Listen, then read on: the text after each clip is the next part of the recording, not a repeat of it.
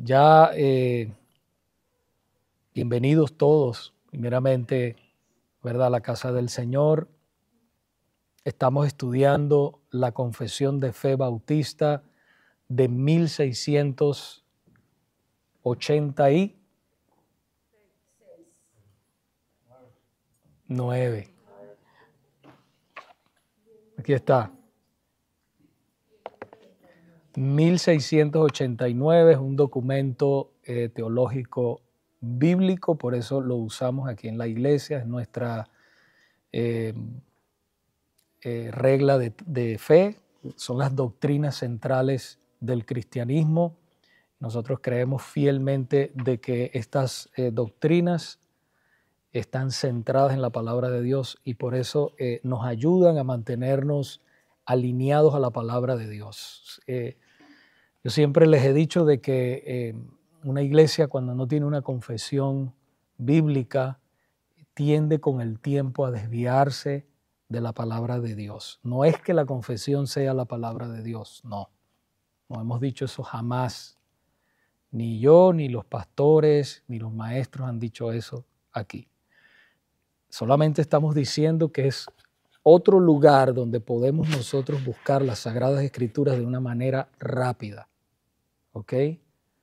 Concisa, concentrada allí y ser guiados por esto. Y siempre, como van a ver hoy, y siempre lo hacemos, todo apoyado por la poderosa palabra de Dios, ¿ok? Entonces, todos tienen la confesión. El que no la tenga, arrímese con alguien para que pueda mirar la confesión. Hoy estamos tratando o continuamos tratando el párrafo o el artículo número 5 de la confesión, ¿okay? O el capítulo número 5 de la confesión, y estamos ya en el párrafo número 7. Muy bien. ¿Okay? Si no tiene una confesión que sea suya, yo le animo a que se lleve una de estas confesiones y llévesela a la casa, estúdiela, repásela, chequee los versículos bíblicos para que usted vea que usted va a crecer mucho en el conocimiento del Señor. ¿Okay? Y así de esa manera está más preparado. Yo por ejemplo, en mi maletín llevo la Biblia primero, la computadora y llevo la confesión todo el tiempo. Ahí está, esas son las tres cosas que siempre que no me falten ahí en mi maletín. Entonces, eso para que usted vea lo importante que es. Entonces, el párrafo 5, 7, o sea, el párrafo 7, dice así de la confesión. De la misma manera que la providencia de Dios, y este es el tema que estamos tratando, la providencia de Dios, alcanza en general a todas las criaturas, también, pero de una manera especialísima, cuida de su iglesia y dispone todas las cosas para el bien de esta. ¿Okay? A manera de repaso, ustedes saben que en el capítulo 3 estuvimos hablando del decreto de Dios.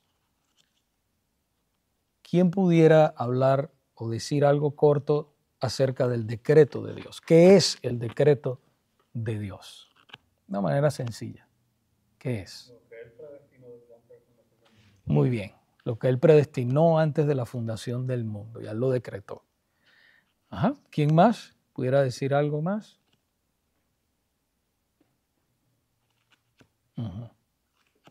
Muy bien. Bueno, seguimos adelante. Y la providencia. ¿Qué es la providencia de Dios? En base que ya hemos estudiado 6 párrafos de lo que es la providencia de Dios. Y déjeme decirle que muchas personas no creen en el decreto de Dios, ni en la providencia, ni siquiera creen en Dios, pero eso no quiere decir que eso no sea verdad, es que pasa y es así. Que un ateo no crea en Dios no quiere decir que Dios no sea real, ¿verdad? ¿Qué es la providencia de Dios? La hermana Isabel dice que Él creó todo, ¿ok? ¿Alguien pudiera como ampliar un poco, hermana? Él creó todo, lo sostiene todo y lo dirige todo. lo dirige todo. Que pase, que no esté controlado por Dios. Exacto, son los acontecimientos que van sucediendo, la providencia de Dios. Son las cosas que van sucediendo. Ustedes han oído cuando las personas a veces dicen, providencialmente conocí a esta persona o me pasó esto, ¿verdad? Providencialmente es algo que Dios había decretado desde antes de la fundación del mundo y empieza a pasar, pero ya Él lo decretó. Por ejemplo, la salvación de nosotros, Él lo decretó desde antes, el hermano lo dijo, desde antes de la fundación del mundo. Pero usted fue salvo cuando tenía 1 año, cuando tenía 2 años, no, ya usted era elegido, pero eso se manifestó en el tiempo de Dios. Por ejemplo, en mi caso, el Señor me salvó a los 24 años y en el caso de algunos de ustedes, pues a otra edad y así, en el tiempo de Dios.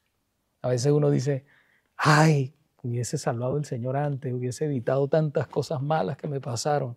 Pero no, Dios tiene un propósito con todas esas cosas malas que a usted le pasó.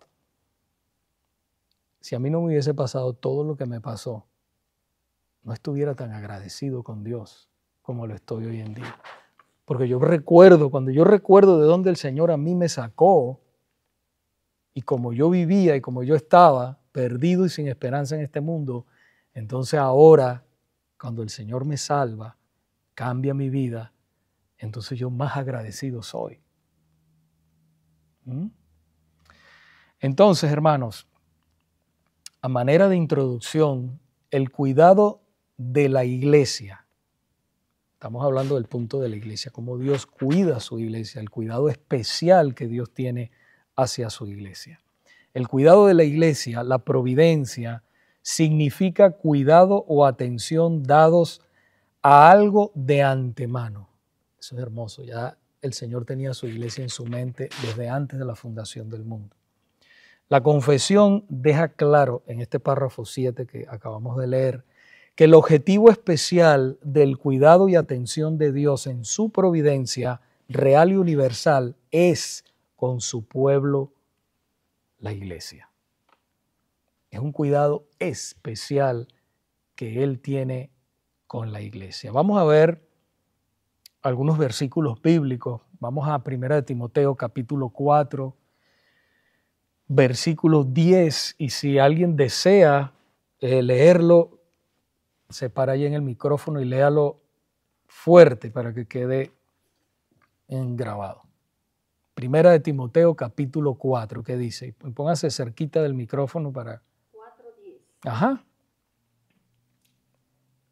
Porque por eso trabajamos y nos esforzamos, porque hemos puesto nuestra esperanza en el Dios vivo, que es el Salvador de todos los hombres, especialmente de los creyentes. Ok. Entonces, gracias. Vamos a analizar este versículo que acaba de leer nuestra hermana Nuri. Cuando dice, porque puede traer un poquito de confusión, ¿verdad? Eso. Cuando dice el Salvador de todos los hombres. Nosotros leemos eso y si agarramos ese versículo aislado, decimos, oh, el Salvador de todos los hombres significa que todos se van a salvar. Pero nosotros sabemos que eso no es así. Eso significa que es el llamado al arrepentimiento que se extiende a todos los hombres. Eso significa esa frase. Ponga mucha atención para que usted después no, cuando lea eso, entonces usted dice, todos los hombres, no. Esto significa que es el llamado al arrepentimiento que se extiende a todos los hombres, o como dicen los teólogos, la libre oferta del Evangelio. Es la libre oferta. Ustedes saben que uno predica la palabra, nosotros no sabemos quién se va a salvar. ¿Verdad que no? Dios lo sabe. El trabajo de nosotros es orar y predicar. Y el Señor es el que hace la obra en el corazón de las personas. Entonces, lo que está diciendo esta primera parte de este versículo es que cuando dice el Salvador de todos los hombres es el llamado o la libre oferta del Evangelio que se hace a todos los hombres. Como dijo nuestro Señor Jesucristo, vaya conmigo a Mateo capítulo 11, versículo 28. Eso está en la Biblia. Mateo capítulo 11, versículo 28, el Señor dijo, venid a mí, estoy leyendo de la Reina Valera, venid a mí todos los que estáis trabajados y cargados, y yo los haré descansar. Pero fíjense que dice todos. Es un llamado que hace el Señor. Venid a mí todos. Y nadie puede venir si el Señor no lo llama. ¿Verdad? Lo hemos leído, Juan 6:44. Nadie puede venir a mí, dijo el Señor, si el Padre no le trae. Entonces conecte con este versículo en Mateo 11:28. Venid a mí todos los que estáis trabajados y cargados, y yo os haré descansar. Dice todos. ¿Ok? Sí, allá. Cuando dice todos, habla de, ahí Jesús está diciendo todos sus hijos, o qué significa claramente todos. Cuando dice que ven a mí y no lo llama a sus elegidos, ¿verdad? Correcto. Por eso es lo que estoy hablando en el contexto de lo que es el llamamiento al arrepentimiento. Es un llamamiento general. El Señor hacía, cuando Él predicaba a todos, pero Él sabía que todos no se iban a salvar. ¿Ok? Él lo sabía. Acuérdense que Dios es omnisciente. Pero el llamado es general. ¿Ok? Los apóstoles también predicaron y era un llamado general, pero no todos creyeron en ese momento. Es más, la palabra dice que hay una parte donde dice, ahorita no recuerdo bien el versículo, que se salvaron todos los que estaban ordenados para vida eterna. Hermana, iba a decir algo. También como la gracia común que la disfrutan todos los hombres, no solo los elegidos. Correcto. Todos disfrutan del sol, de la lluvia, exacto, del lado de Dios. Exacto, de eso vamos a hablar un poquito ahorita, pero gracias, eso es así, exactamente. Entonces, pero para analizar este versículo un poquito más, cuando dice mayormente de los que creen, y ahí va a ayudar un poco a Tony la pregunta de él, esta palabra mayormente también puede traducirse como especialmente en la Biblia de las Américas, especialmente, también puede traducirse como particularmente. Esto significa aquellos que han llegado a creer en Cristo, y esos son los que Él ha elegido desde antes de la fundación del mundo. Por eso, hermanos, nosotros no podemos, eso tiene que estar bien grabado en nuestras mentes, nosotros no podemos sacar de un versículo una doctrina. ¿Ok? Eso es un error. ¿Ok?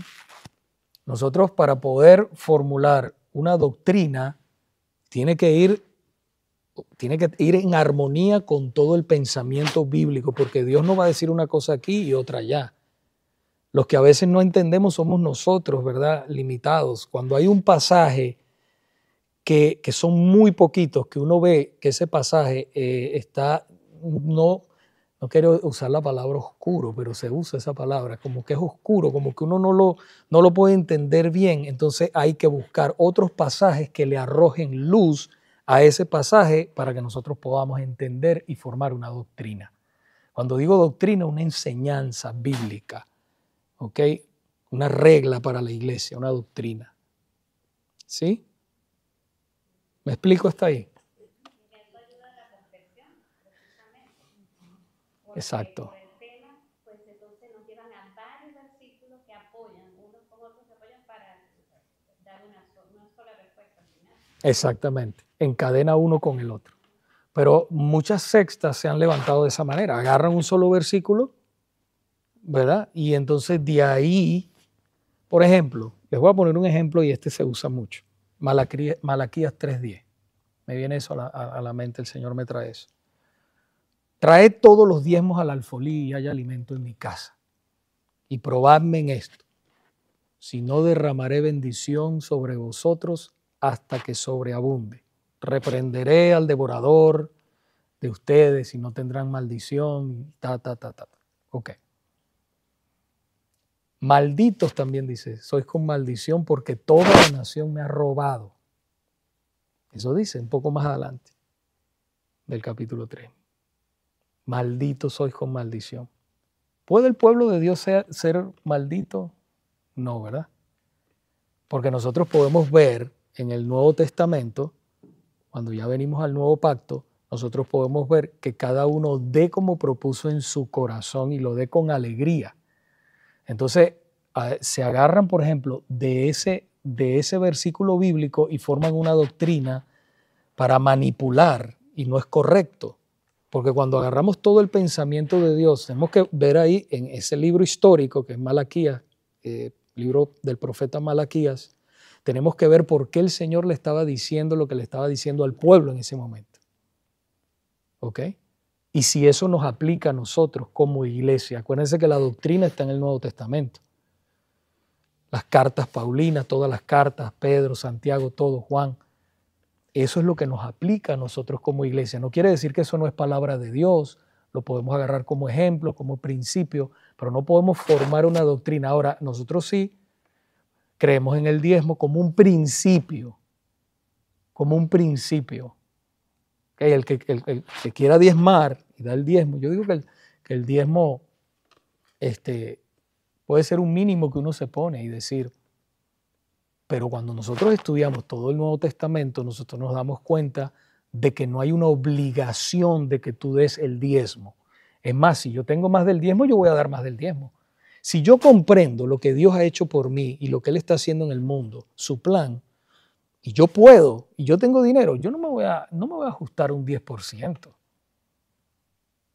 Yo doy más de eso. ¿Ves? Porque yo entiendo lo que el Señor ha hecho por mí y ha hecho tanto y me ha dado tanto, que por qué entonces yo teniendo no darlo. Yo no me voy a llevar eso. Cuando yo me vaya de este mundo, lo que tengo le pertenece a Dios y cuando yo me vaya de este mundo yo no me voy a llevar eso. Esa es la verdad.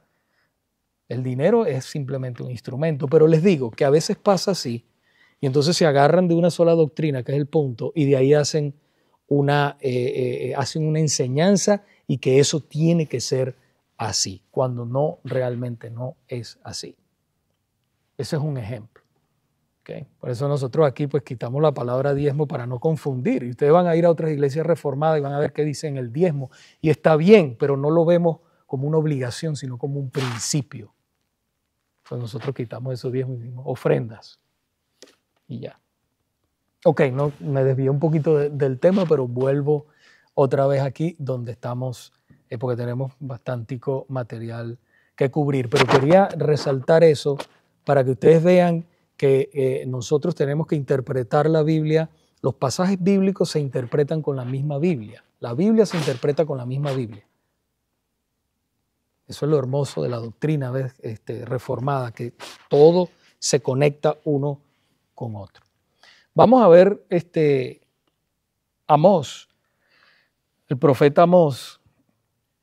Y recuerden que estamos hablando del cuidado que Dios tiene, el cuidado especial que Dios tiene con su pueblo. Amós capítulo 9, versículos 8 y 9. Dice así, ok, adelante Isabel. Solamente lea el 8.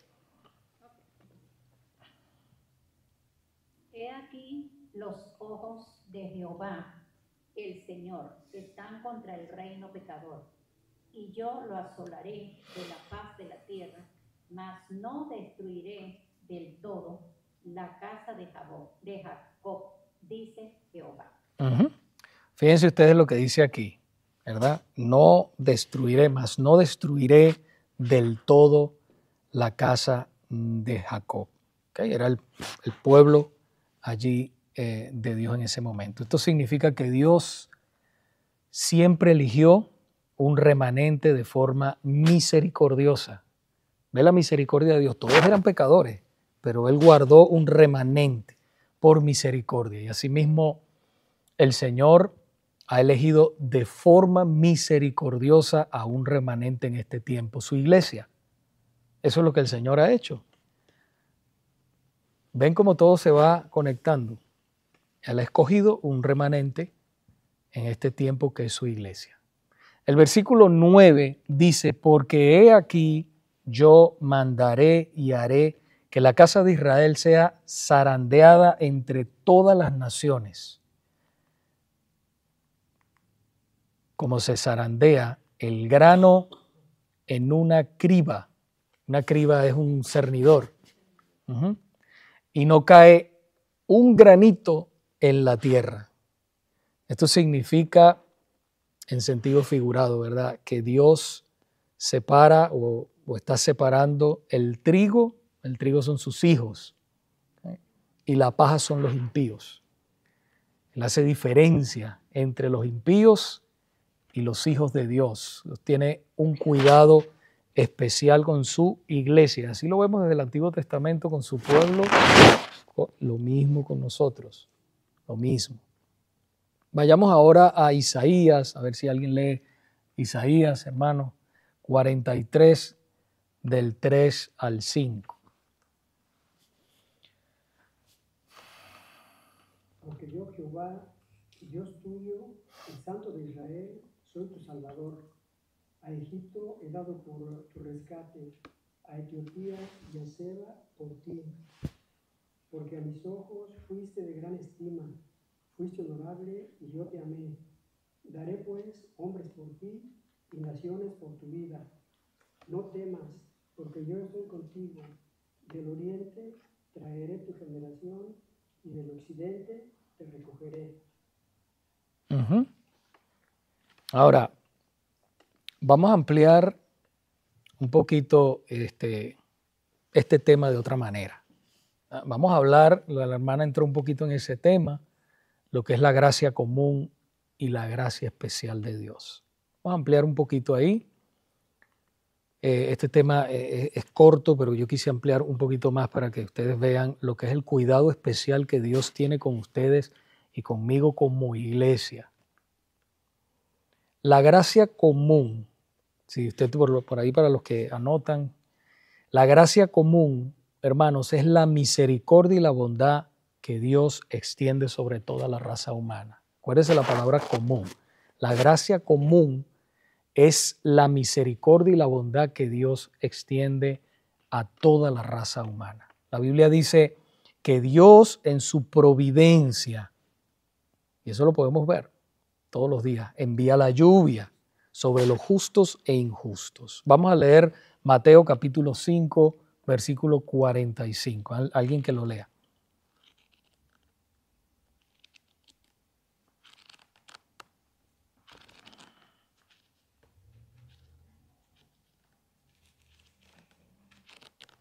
Mateo 5, 45. ¿Qué dice? A Tony.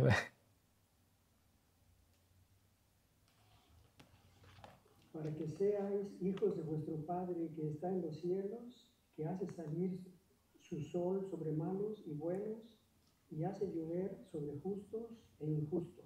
¿Se dan cuenta? Sobre justos y injustos. Y a veces nosotros decimos, pero esta persona que es tan mala, mira cómo Dios lo ha bendecido. Y pensamos en la parte económica, porque siempre la gente piensa en bendiciones, y hoy vamos a hablar de eso un poco en el mensaje que el Señor me dio, que las bendiciones son materiales. Las bendiciones materiales son necesarias, pero es lo último en la vida de un cristiano. Estamos hablando de bendiciones espirituales que son eternas. Esas son las más importantes, hermano. Y si usted tiene los ojos puestos, como dice la palabra, puestos los ojos en Jesús, el autor y consumador de la fe. Cuando empiece, porque este mundo es así, variable. Hoy tienes mucho, mañana no tienes nada, pasan cosas, vienen enfermedades, Si tu fe está en lo material, pronto te vas a caer. Pronto te vas a deprimir. Pero si tu fe verdaderamente está en Dios y tú entiendes que lo que estás viviendo aquí es una experiencia humana, que esto es pasajero, tengas o no tengas, vas a estar feliz. Ahora, el Señor sí se ha comprometido con sus hijos de que a nosotros no nos va a faltar las cosas necesarias para vivir. No es visto justo desamparado ni su descendencia que mendigue pan. Yo creo que a ninguno de nosotros aquí nunca nos ha faltado, ¿verdad?, que comer, un techo. Siempre, gracias a Dios, hemos tenido cubiertas todas esas necesidades. Pero cuando nosotros vemos, por ejemplo, a las personas que no conocen al Señor, ¿verdad? Nosotros vemos el progreso de ellos. No se asombre con eso. Dios tiene un plan. Fíjense, cuando yo veo las personas que no tienen a Dios y las veo prósperas económicamente, yo más bien yo me asusto, me siento más bien triste. ¿Por qué? Porque mientras más tienen, más el Dios dinero se hace más grande en ellos y más difícil. Claro, para Dios no hay nada imposible, pero yo los veo más lejos todavía de Dios, aunque para Dios no hay nada imposible, vuelvo y repito. Pero yo digo, wow. Hermana. Con respecto a lo que el Señor, como dice en su palabra, no nos va a dejar desamparados y su descendencia que mendigue pan, también nos demanda a nosotros como creyentes que seamos prudentes, que seamos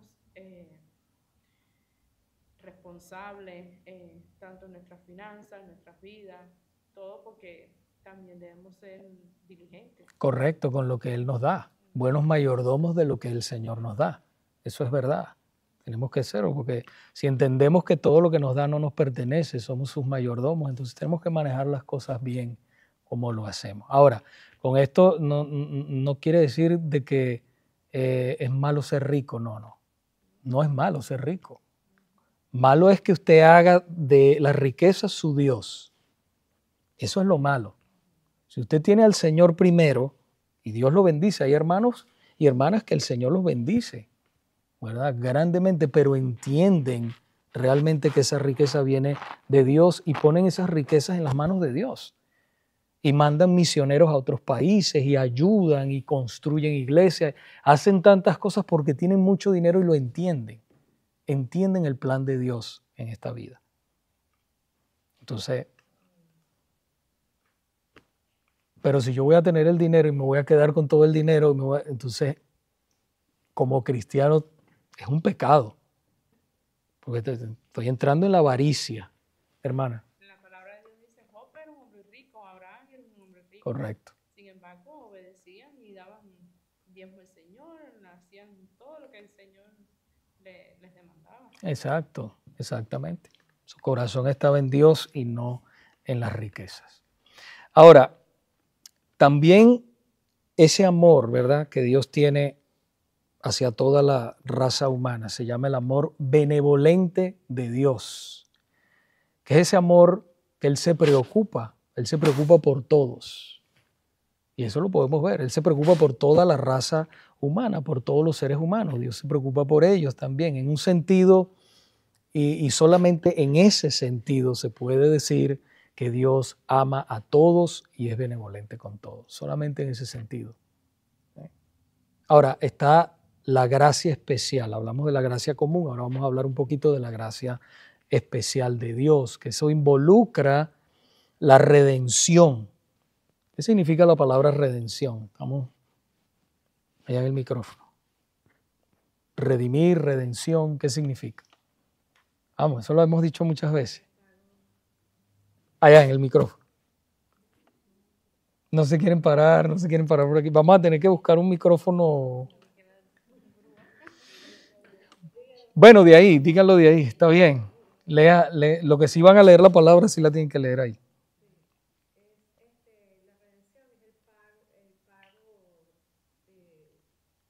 de sangre por nuestros pecados. Sí, está cerca. Tony. Redención. Sí. Redimidos. ¿Ah? Liberar es la liberación de la esclavitud del pecado y también del poder del diablo. Cristo nos redimió, nos compró a precio de sangre, exacto. Yo sé, tienen la idea ahí en la cabeza, lo saben lo que es, pero es eso, ¿ok? Nos libertó de la culpa, ¿verdad? De la esclavitud del pecado. Y entonces mucha gente dice, bueno, pero entonces ya ustedes no pecan. No quiere decir que no pecamos, sino que no practicamos el pecado. Por eso a mí se me hace difícil cuando una persona es salva y dice, uy, es que este vicio no lo puedo dejar.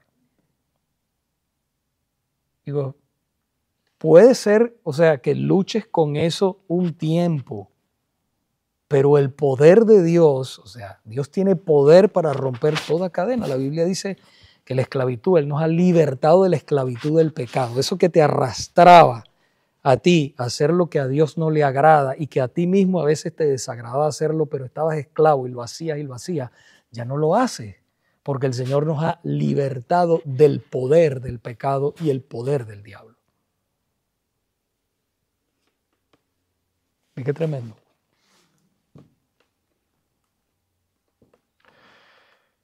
Y eso solamente se lo da Dios a los salvos, a los que han sido salvos, los que se han arrepentido de sus pecados y han puesto la fe en Jesús. Entonces, ese amor especial o la gracia especial de Dios es ese amor complaciente. Los teólogos lo llaman satisfacción o deleite de Dios hacia sus escogidos. Pero fíjese usted aquí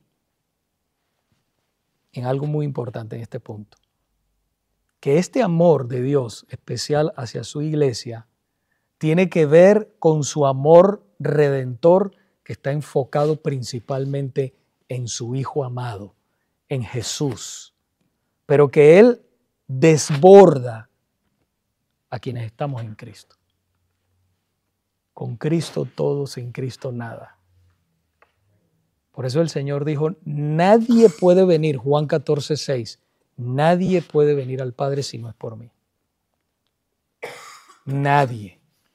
Tú puedes orar o rezar, como muchos le dicen, y clamar a Dios y decir miles de cosas, pero Dios no te va a oír al menos que tú tengas a Cristo, al menos que tú vayas a través del Hijo. Él es el sacrificio perfecto por nuestros pecados. Dios no oye, dice que Él no oye a los pecadores.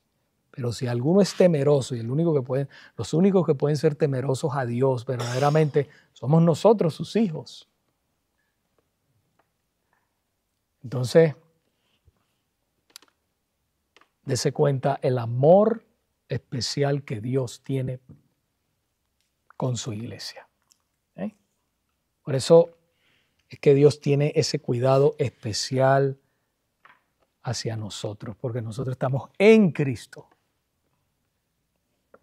Y no es un amuleto, no es algo de que decir, no, es estar en Cristo verdaderamente.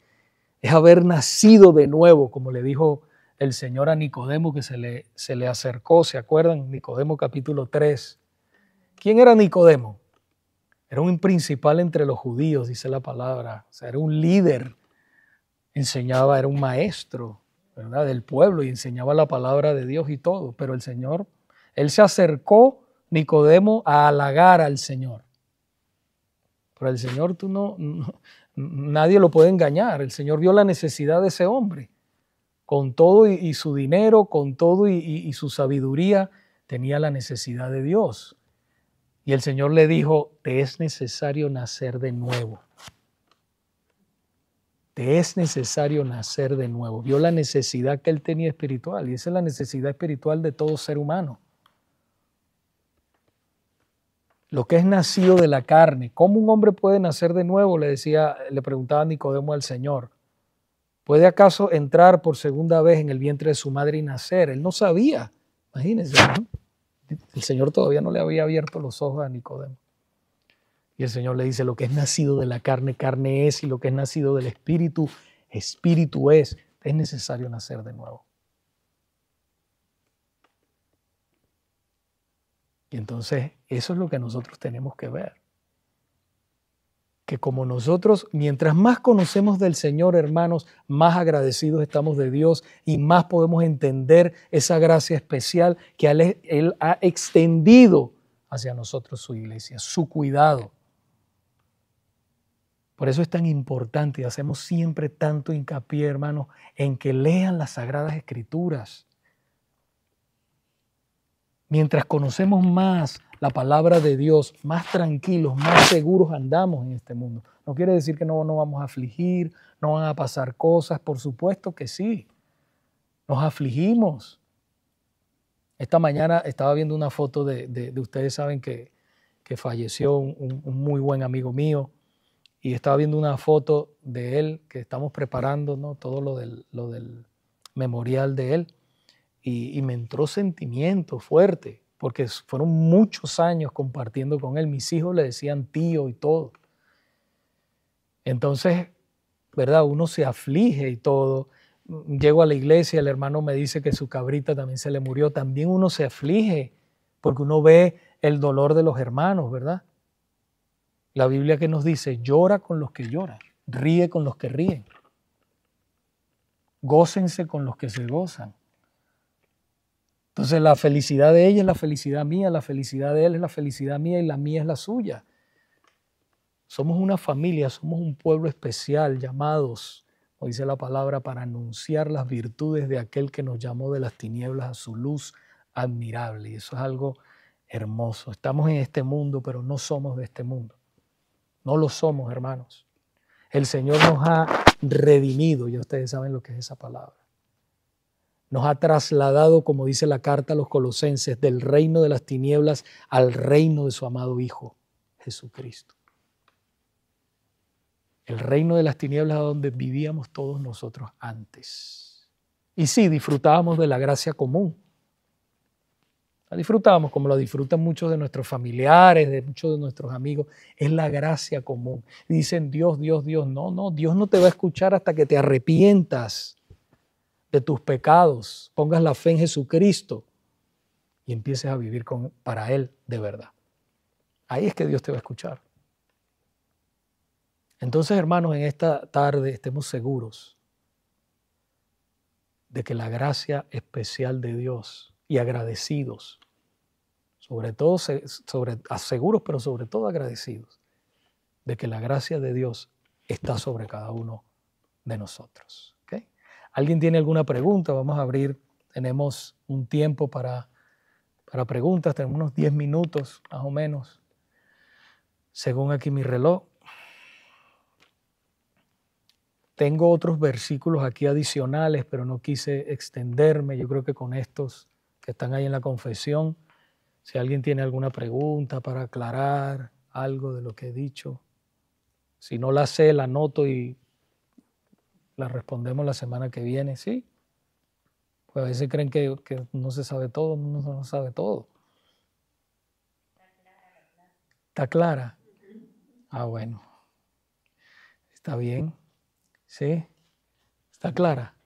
¿Algún comentario acerca de la clase también? Que no sea pregunta, pero comentarios también. Somos aves de paso. Somos aves de paso, exacto. El hermano me comentaba con la experiencia que pasó de su cabrita, ¿verdad?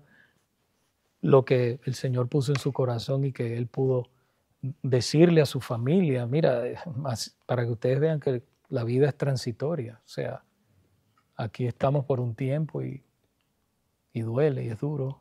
Pero imagínense las personas que no tienen al Señor. Qué triste es no tener a Cristo.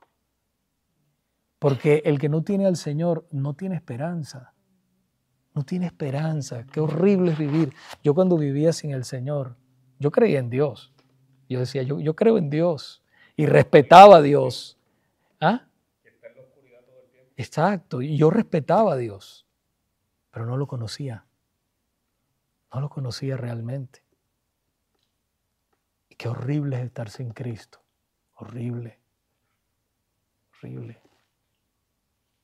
Bueno, vamos a orar. Entonces, si alguien tiene algún comentario o algo. ¿Ya no? Ok.